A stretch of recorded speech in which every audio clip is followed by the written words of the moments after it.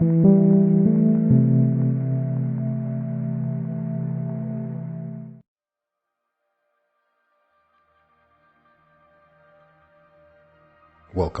to the Reality Revolution. I'm your host, Brian Scott, and we have a fantastic episode today.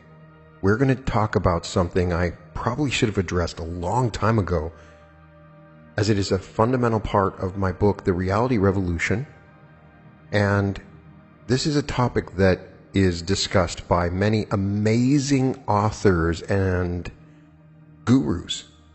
Frederick Dotson, Tony Robbins.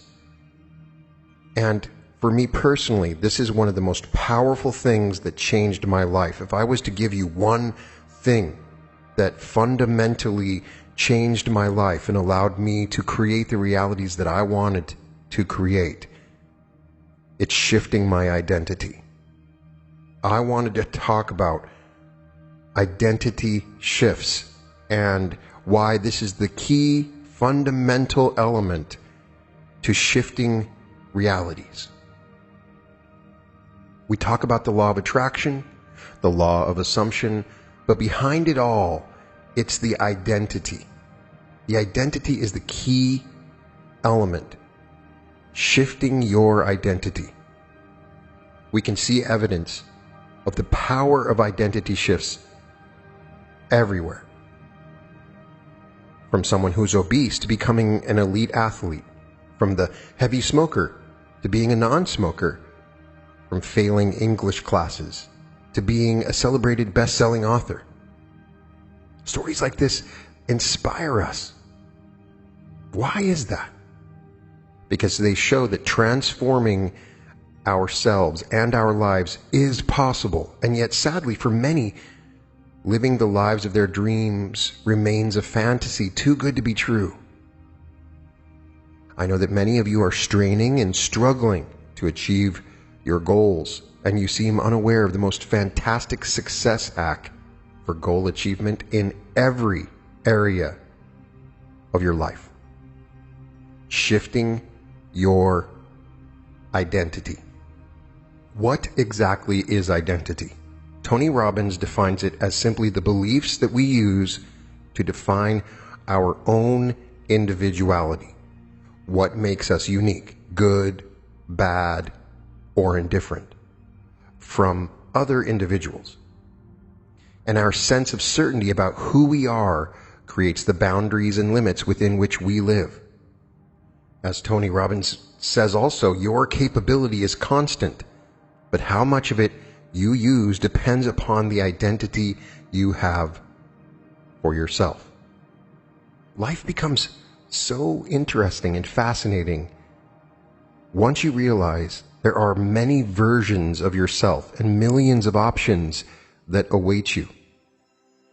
The hundreds of highways already laid out in front of you may be called your destiny or your highest probability.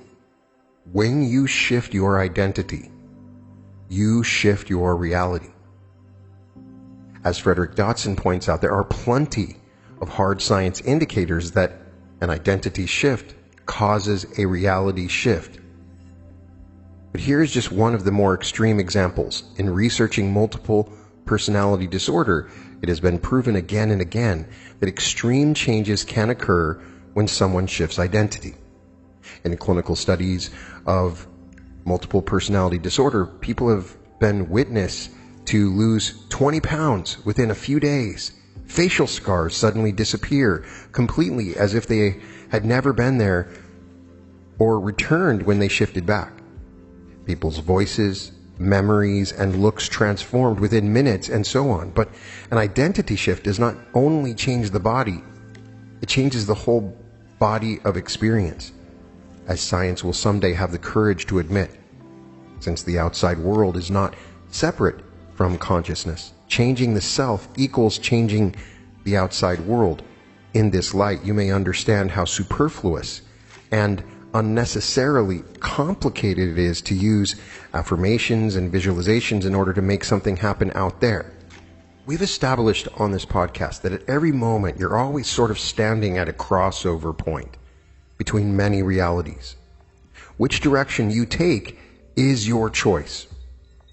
There is a version of you that is available if you can shift your identity. Neville Goddard clearly states this when he says, if man's concept of himself were different, everything in his world would be different. His concept of himself being what it is, everything in his world must be as it is. You cannot rely on willpower or motivation to achieve your goals because most of your actions result from subconscious programming related to your identity.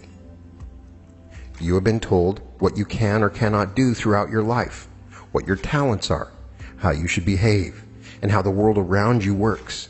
You've adopted those messages as truths, and now live your life according to these truths, and you have shaped and crafted your identity around them. Maybe you, like me, were terrible at sports. Throughout your school years, you struggled. You didn't care to exercise because you attached the label of an unathletic person to yourself. Maybe you even hated it and avoided it at all costs. And now you're in your 30s or 40s and you're living the couch potato lifestyle because that's your identity. If you now set the goal of finishing a marathon, your self-image is out of alignment with that goal. You are, after all, the opposite of a marathon runner. You're a couch potato. And this couch potato identity will make it hard to stick to any workout regime or healthy eating habits you decide to implement. No amount of willpower or motivation will be enough to create lasting habit change if the fundamental belief of who you are goes against the behaviors you wish to implement. That's why so many people self-sabotage. If you tell yourself that you hate to exercise, your subconscious will find ways to keep you from progressing in your training. Neville Goddard also says your concept of yourself can only be driven out of consciousness by another concept of yourself. By creating an ideal in your mind, you can identify yourself with it until you become one and the same with the ideal, thereby transforming yourself into it. If you want to shift your identity, you first need to get a clear picture of your current beliefs. I suggest writing down a list of the labels you usually use to describe yourself. Then go through that list and decide which ones are not serving you or even detrimental to the achievements of your goals. To stay with our example of the couch potato who wants to run a marathon, you may even note that you are unathletic, hate to exercise, and addicted to junk food. Now think about the labels you would give yourself if you were a marathon runner. How would you behave, think, and feel if you'd already been that version? Write that down too. This will serve as the blueprint of your ideal self. Once you have a clear picture of your ideal self's character or your new identity's character traits and thinking habits, it's time to embody it. Often people have the process backwards. Maybe you too think that you'll feel fit and healthy once you have finished your marathon. But you must step into that version of yourself right now. You must shift your identity right now. Only when you embody the person capable of achieving the goal will you have a chance of achieving it. Of course, identifying with new behaviors and thought processes is easier said than done. After all, you've lived with your old identity for years and years and are comfortable with your current identity.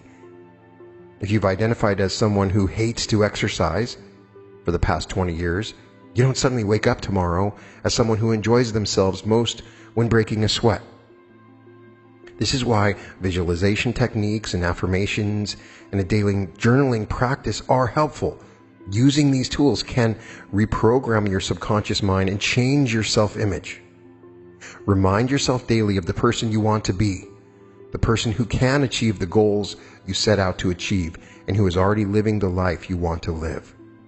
Then follow up with daily actions to strengthen your new identity. When you do both, reprogram your subconscious mind and take daily action on your goals, you begin to shift into your new identity. Your outer reality will change as well.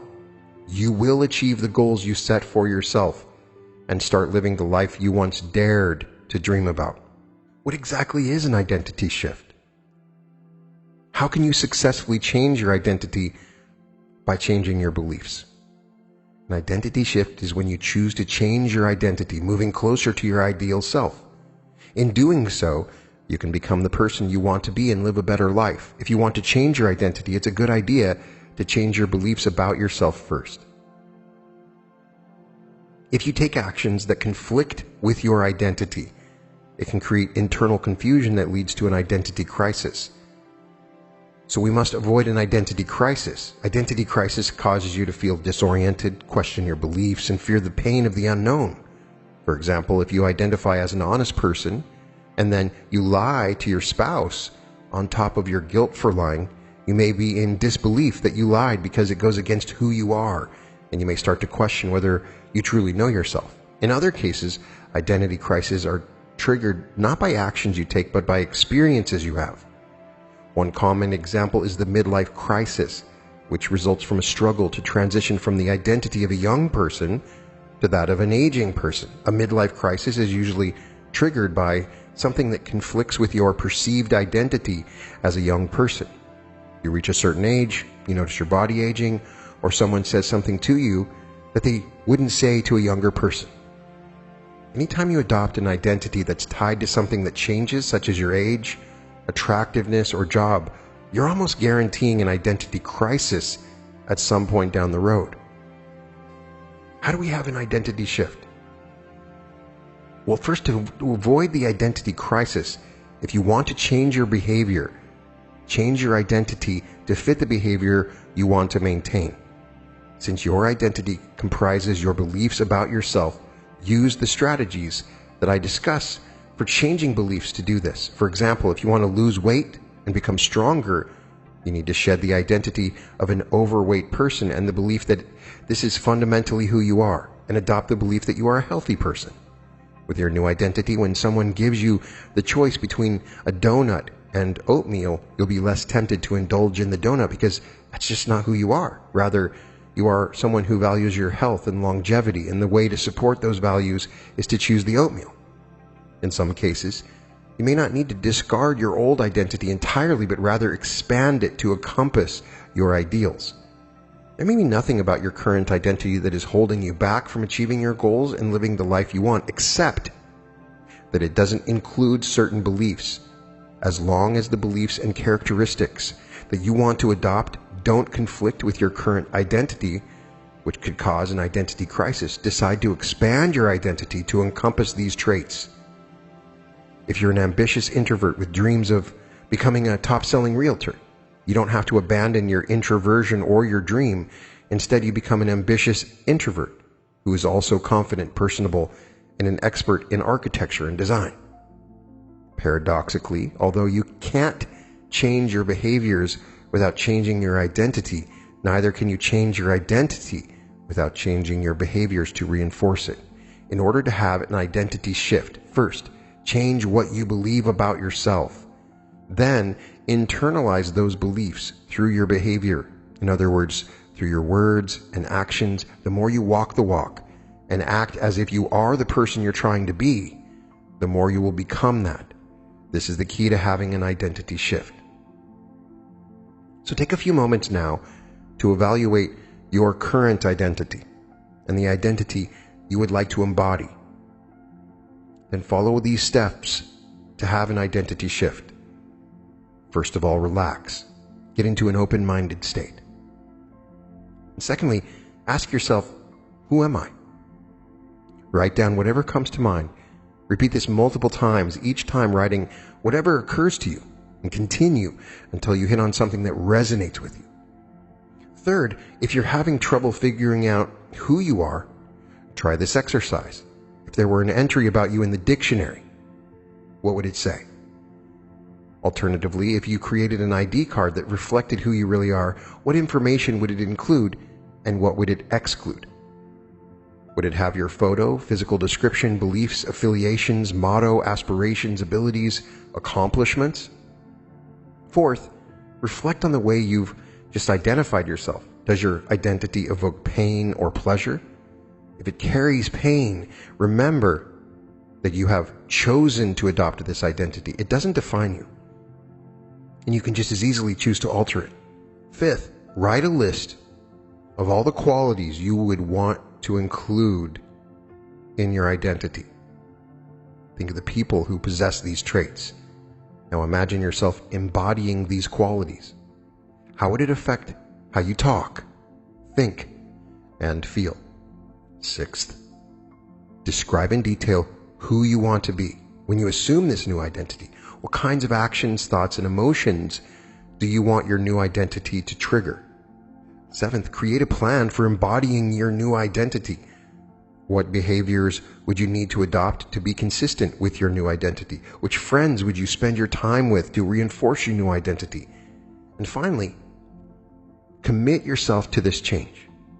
Every day, use your new label to describe yourself, both when you're thinking to yourself and talking to others, and tell your friends and family about your new identity. If you and everyone around you begin to see you in this new light, you will eventually internalize your new identity. If you think about it, we all have the same firm and well-worn ideas about who we think we are. Identity is a key to your human development. We learn how to differentiate ourselves from the world around us by learning what makes us different. Many of these discoveries end up becoming a core part of our identity. The only problem, most of those ideas came from when we were 7 years old or less. Think back to when you were 7 and compare that to where you are right now. Now, you've done a whole lot with your life since then, but your brain is still holding on to these ideas that came from that era in your life, and some of those ideas are very much getting in your way right now. These things can be limiting beliefs, but they can also become core pieces of your identity. For example, you grew up watching your parents fight and argue about money. They undoubtedly taught you a few lessons about money. Or maybe you heard them say that rich people are evil and greedy, etc. Now, fast forward to where you are now in life. Maybe you're trying to manifest more money and create the abundance in your life that you've always dreamed of. But for some reason, all those juicy money goals continue to elude you. Even though way back then you simply heard those ideas about money, some of them trickled down and became part of the way you view yourself. After all, our parents are our biggest role models. We literally model ourselves after them, and we are subconsciously programmed by their beliefs and fears. But if you fundamentally believe that you're just poor people and rich people, and therefore that you can't become rich, obviously that's going to have an effect on your current ability to make money. If you subconsciously believe there's no possible way to get from A to B, then of course you're not going to try very hard. That's just one example, but I'm sure that you can relate to it. Maybe it's not money that you're struggling with. Maybe it's love or success or something else entirely, but the principles remain the same. You attract who you are. So the question comes again, as we talked about before. Who are you? For that, I want you to take a good, honest look at your life and understand the part you have played in it. We have tolerated certain events and circumstances to the point that these things, even if we don't like them, have become our new normal. The bottom line is that if you're ready to finally drop your old stories and patterns in order to manifest your perfect future, you're also going to have to drop your old identity. But since identity is a multifaceted topic today, let's talk about 3 aspects of your identity that you can work on shifting right now while I speak to you. First of all, your invisible set point. As crazy as it seems, we all have an invisible set point for life. We have our minimum standards. We also have a maximum standard. One example where this is quite obvious is in your romantic life. We all have dating minimum standards. And I bet we can think of a friend whose minimum is far below ours. However, we all do the same thing with money, career, success, etc. But whether your set point is low or high, it's going to be a challenge for you to change it. Essentially, your brain doesn't care if your life is getting better or worse. Either one represents the same thing, change. As we learn, our brain absolutely hates change, even when we're changing into exactly what we want. However, you are what you tolerate. You tolerate what you think you deserve. When you don't think you deserve more, then you're never going to let yourself get more. So it's time to fundamentally change your perceptions of yourself so that you can allow in more. These minimum and maximum standards are part of our core identity, and they control what we think we deserve in life. For most of us, that means that our standards and our havingness levels are way, way too low. But we are the ones creating the set point, and that means we have the power to raise our set point so that we feel deserving of the things we want. So think about your minimum and maximum standards in life.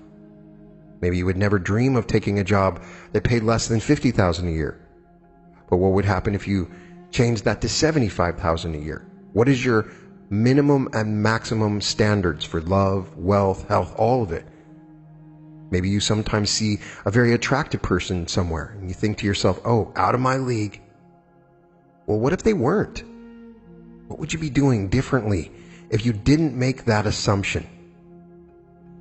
Our internal set point can be tricky to identity at first, but once you do it and become aware of it, it will become gradually easier to start pushing up your standards at both your low and high ends. The second thing I want you to look at is your limitations. You can only ever do in life what you fundamentally believe you're capable of. After all, if you think you'll fail, you'll probably not give something your all if you even bother to try at all. However, there's a big disconnect between what we think we can do and what we are actually capable of. Most of us limit our future based on only what we know we can already do. All too often, we base our future ideas based off of what we've done in the past. For example, I could never fly a plane isn't actually true at all.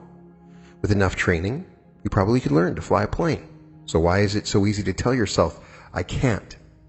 Again, it's your subconscious mind's job to keep you safe, and new activities are always potentially dangerous to this part of you, even though this is completely illogical. We're all living proof that we can learn new things and try new projects. Yet for some reason, we don't think we can go any farther than we've already come. For example, we believe we just aren't capable of learning more about money or relationships or whatever. But that limitation is really just being projected by us. We really are capable of achieving anything we put our minds to, even if we've never done it before. Once you realize your so-called limitations are just things you've decided to believe about yourself, then you'll be so inspired to drop them and find out what you're really capable of. So the next time you find yourself saying or thinking, oh, I could never do that, I want you to stop and ask yourself if that is true. Why are you defaulting to that answer? What might happen if you gave it a shot? The best way to prove this one wrong is to go out there and to challenge yourself. The more you do this, the fewer of your so-called limitations you will still believe in. Remember what I said before. You attract who you are. Continue to remind yourself of that, and perhaps you should write it down on a post-it note and put it up somewhere where you are regularly. You attract who you are. Again, we have no problem dreaming big and thinking of what we desire for our life, but we do have an awfully big problem making those visions come true. So why is that? Most of us think of a goal and we put all our effort into making it happen. If I just try this new thing, create this new funnel, get this new job, then I will get X and then feel good about myself. But doing life that way is just as difficult as rolling a rock uphill. Yes, you're focused on your goal, and yes, you're doing something about it. But you'll keep finding yourself getting pushback over and over again. Essentially, you're making what should be a straightforward change into a very rocky and time-consuming journey. When you use your actions to change the world, you're still relying on something outside of yourself to do the magic. However, the magic is really in you. It's It's only once you change the way you perceive yourself, then you'll finally create the momentum to get the rock to the top of that hill. If you don't change the way you see yourself, the world is not going to change for you. Right now, you probably think that you'll feel good once you achieve your goal, when in reality, you'll only achieve the goal when you already feel good. This is truly the level 2.0 of manifestation and reality creation, well beyond just feeling good. Not only do you need to feel the feelings of what you want, but you need to embody the person, the identity you really want to be. In other words, if you don't do the identity shifting, you'll simply keep on attracting who you already are. And trust me, you're probably already doing that, and it is not very much fun. So let me ask you, who do you tell the world that you are? What words do you use to describe yourself? I want you to think about it. Who do you really want to be? Pick a few of those words that describe your future and work on embodying them now. This isn't about working until you believe it. It's all about believing first and shifting into who you really want to be. And the beautiful thing is, you can start doing this moment right now as you're listening to me. What part of your identity is holding you back? Who do you really need to be to have what you want in life? Just remember, the way to perceive yourself now is not reflective of where you want to go in life. We know this because your old identity has created your current results. It's time to shift in closer to what you want and drop the parts of you that are not working in your favor. Your identity is really a choice. Even you chose a lot of it when you were very young and certainly weren't thinking about where you want to be in life right now, but you are a conscious creator, and it's time for you to start consciously creating the exact life you were brought here to create. Frederick Dodson goes into greater detail in his book Parallel Universes of Self when he talks about changing the worldly identity. Changing the worldly identity is one of the paths of the wizard, he says. The true wizard or shaman is someone who has extraordinary abilities in perception, creation, and action. The reason for this is because he does not merely operate from the viewpoint of a personality or identity, but from the viewpoint of the higher self, which includes all of the different identities. By changing your identity, the wizard within you recognizes the basic truths, that you are none of the identities and corresponding realities, that you are something much bigger and brighter than a collection of hobbies, surroundings, and traits. Personality and identity is a construct of consciousness. There are different forms of identity change. Dodson recognizes two. He recognizes extreme identity change and identity change light. Now, extreme identity change, this would involve giving up your entire life as you know it and build up a brand new life. This might include changing your name and profession, leaving your family, moving to another location, giving up your past, and throwing away anything that reminds you of that past. Now, I chose my name to Brian Scott because it's easier for people to remember. But just that simple act of changing my name changed my identity. Now I'm Brian Scott. I'm not Brian Binkson. And it changed who I was. It gave me permission to be someone else. Now, in even more extreme variation on identity change, you wouldn't even remain in the same country or linguistic area. You'd learn a new language, a new job, have a new style of dressing yourself, build up an entirely new circle of friends, develop new habits. And yet, even more extreme variation of identity shifting, you'd abandon your newly made identity after only half a year and move on to another identity. In this way, you'd travel from place to place, from reality to reality, always as another person with another past and another future and another name. The extreme identity change and the ultra-extreme identity change, of course, require a depth of self-trust, usually not found in modern society. It would also require the trust that you can create any reality you like. If you don't believe that, perhaps a less intense or extreme identity shift may be required. But these things would absolutely change your reality. If you were to move to another place, change your name, and completely become someone else, you would very soon find that your reality would change with it. Now there's the identity change light. Certainly people are sensitive and resistant to change and your own magical abilities. So a light version of identity change would involve simply changing or removing one single element of an identity and replacing it with another. These are the elements of identity that Frederick Dodson identifies that you can work with. You can write these down when you journal about your identity. Your name, a profession or regular activity, family, friend, and foes, a place of living, ownership of material objects, documents that prove your identity, passports or birth certificates, things that prove your past like objects or pictures or certificates, languages and dialects you speak, certainly most used vocabulary, typical phrases, intonations, idioms, and ways to communicate, certain looks of your body and face, certain gestures, mimics, and movements, certain hobbies, preferred places and regular activities, certain character traits and attitudes, certain desires, dreams, and goals, certain resistances and preferences, certain strengths and weaknesses.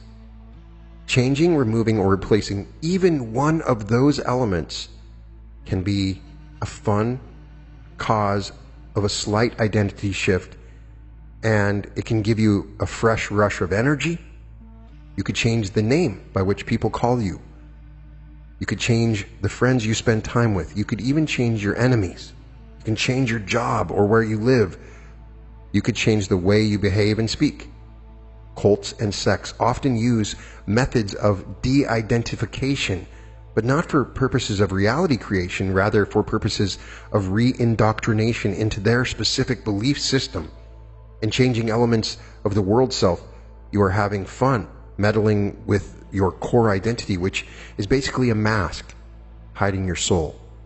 This is one of the many methods to reconnect to a truer part of yourself. One of the fundamental ideas we talk about regularly on this podcast is that we are all one. You can see yourself in everyone. So if you have an identity of a certain thing or idea, you are limiting your understanding of the universe. When you begin to identify with everyone and you shed the definitions and constructs of who you are, it opens you to greater possibilities. When you connect to the higher self, you connect to all the infinite identities that are available to you and who you truly are. You are all things. And one of the ways to truly understand this is to go through an identity shift, even a singular identity shift. And you'll notice how easy it is and how your world changes. Tony Robbins calls identity as the key to expansion. We act consistently with our views of who we truly are, whether that view is accurate or not. The reason is, one of the strongest forces in the human organism is this need for consistency with our identity. Throughout our lives, we've been socialized to link massive pain to inconsistency and pleasure to being consistent with our identity. I want you to think about it. What labels do you attach to people who say one thing and then do another, who claim to be one way and then behave another? Of course, we call them hypocrites. Unstable, unreliable, wishy-washy, scatterbrained, flaky, untrustworthy. Would you like to have those labels attached to you? You don't want to be called a hypocrite. Would you even like to think of yourself in this way? Obviously, no. And as a result, whenever you take a stand, especially a public stand, and state what you believe, who you are, or what you are about, you experience intense pressure to remain consistent with that stand, regardless of what that inflexibility may cost you in the future. There are tremendous rewards for remaining consistent with your stated identity. What do we call people who are consistent? We use words like trustworthy and loyal and steady, solid, intelligent, and stable. Ralph Waldo Emerson stated, "A foolish consistency is the hobgoblin of small minds." The need to remain consistent becomes irrevocably tied to your ability to avoid pain and gain pleasure, and so you stick with your identity because you want to avoid being inconsistent with who you are. The Pygmalion effect works in reverse. If you feel certain that you are learning disabled, for instance, it becomes a self-fulfilling prophecy. Now, of course, if you change that to believing that your learning is just ineffective, then you can change your strategy. A person might develop the belief that they have developed a drug addiction. That means that you can change it. Instead of saying that you are a drug addict, that means that your identity is being a drug addict. We all have a need for a sense of certainty. Most people have tremendous fear of the unknown. Uncertainty implies the potential of having pain, and we'd rather deal with the pain we already know about rather than deal with the pain of the unknown. So as we develop new beliefs about who we are, our behavior will change to support the new identity. As Tony Robbins says, in fact, one shift in identity can cause a shift of your entire master system. Think about what he's saying there. Doesn't a drug addict have a completely different system of evaluation? The states he consistently experiences, the questions he asks, the values that guide their actions, and the references he organizes into beliefs, than does someone who considers themselves to be a leader, a lover, an athlete, or a contributor. While it's true that not all identity shifts are as complete as others, some are indeed so far-reaching that one master system is literally replaced in a moment by another. If you've repeatedly attempted to make a particular change in your life, only to continue to fall short, invariably the challenge is what you were trying to create, a behavioral or emotional shift that was inconsistent with your identity. Shifting and changing or expanding identity can produce the most profound and rapid improvements in the quality of your life. Just take a moment to think about how your identity is formed. Take a moment to identify who you are.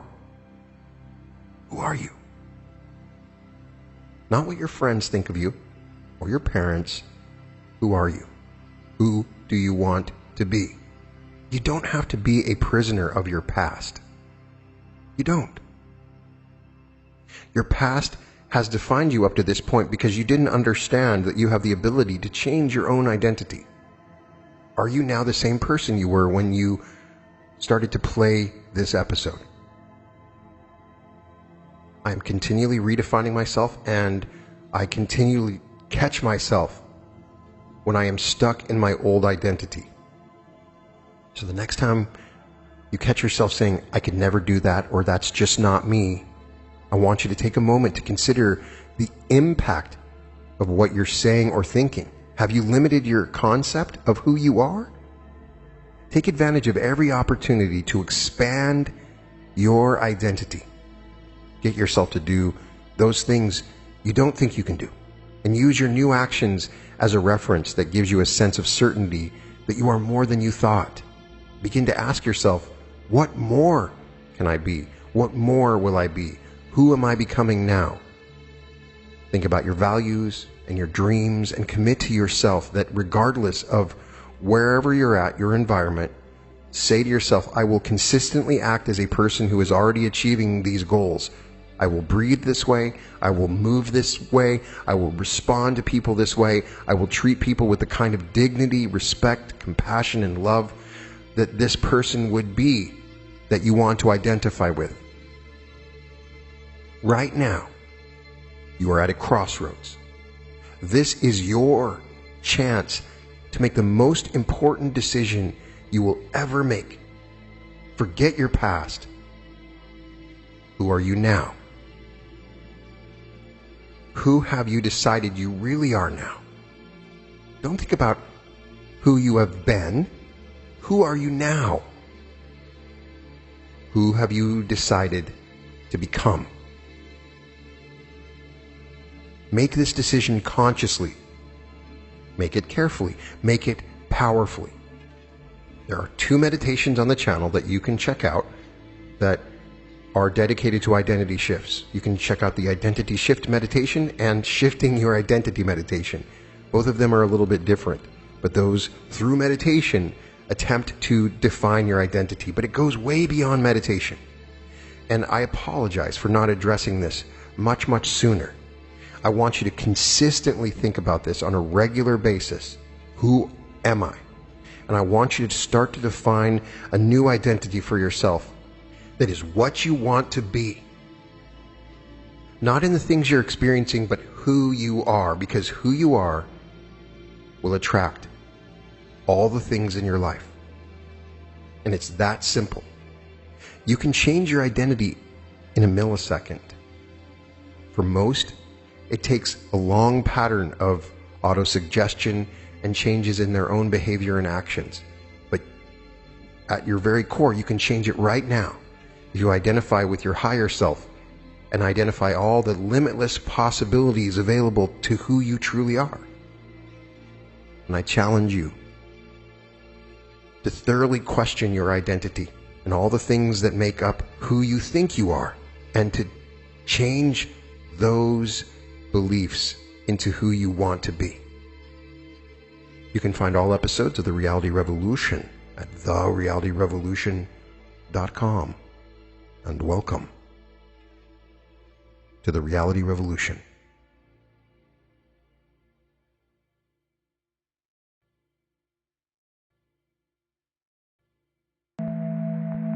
Thank you.